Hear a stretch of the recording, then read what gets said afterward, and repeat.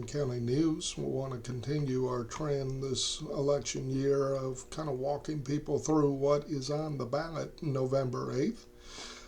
Early voting starts October 19th, Monday through Thursday, 8 to 4 p.m., Fridays, 8 to 6 p.m., Saturdays, 8 to 2 p.m., and that continues through November 3rd. Remember, early voting takes place at one single location at the election office at 109 Academy Avenue in Jasper. Obviously, a number of our races have made plenty of waves on the news. State and federal general election. Governor probably is the most notorious right now. Governor Bill Lee is the Republican nominee. Jason Martin emerged from the Democratic primary as their nominee. And then you have several independent candidates, most of which I think you can find with a pretty simple Google search or look for them on social media, find out a little bit about them. Then we go through the constitutional amendments. Now, I will go ahead and abate your concern. I'm not about to read all of the language in all of these. I will say that this exact document will be linked on our home page under November 8th ballot, and you can reach us at www.mcnewstn.com, all short for Marion County News, Tennessee, but it's mcnewstn.com. I encourage you to read through those. Most of them are pretty straightforward, but once you read them a couple, 3 times through, I think you'll be able to tell for yourself which way you fall on those. One thing I do want to mention, Tennessee Constitution has an interestingly phrased clause in it. I think we're in section 11. Or Section 3 of Article 11.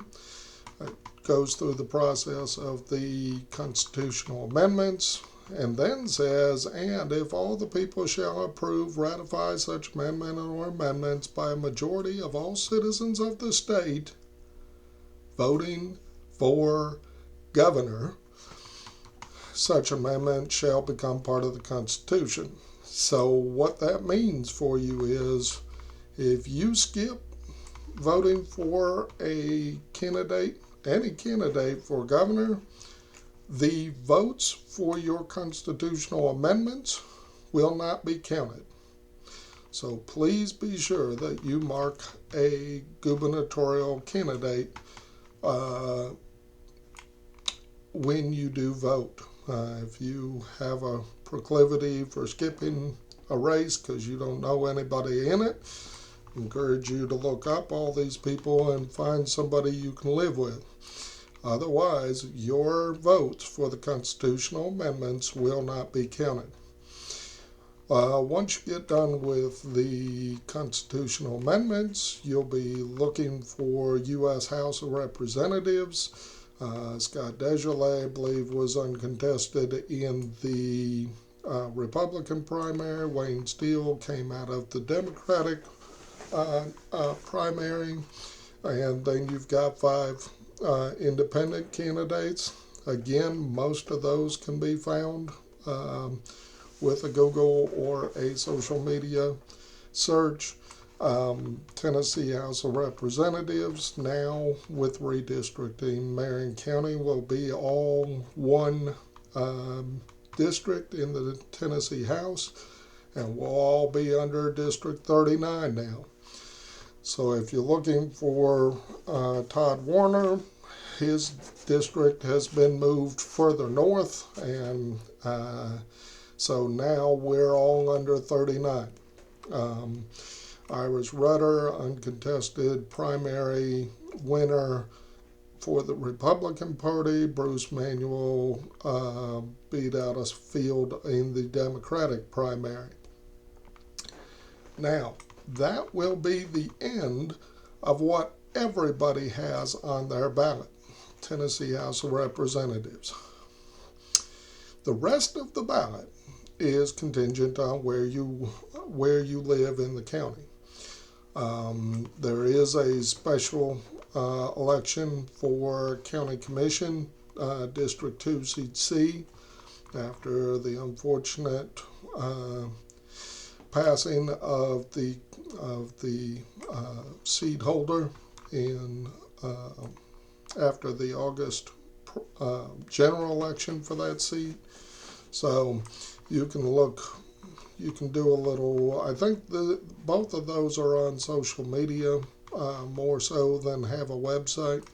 So encourage you to look at that if you are indeed in District 2. Everything else is a municipal election.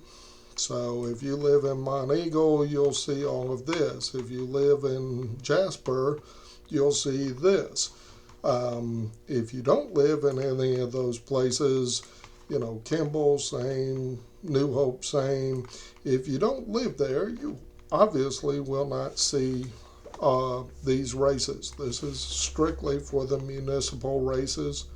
And if you are in an unincorporated part of Marion County, there's no chance that you see anything below this county commission seat.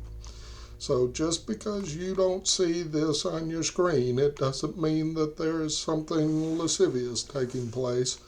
If you got any questions, before you cast your ballot on those machines, pull a poll worker over and say, hey, look, I thought I was voting for so-and-so. I didn't see it on my ballot.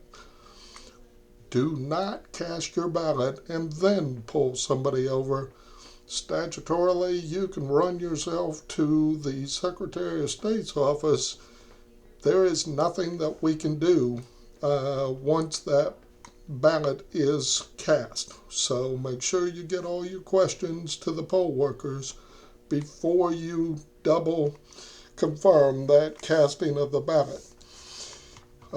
If you do have any questions, feel free to email me, publisher@mcnewstn.com. Do not ask me who to vote for. I will have to ignore those emails.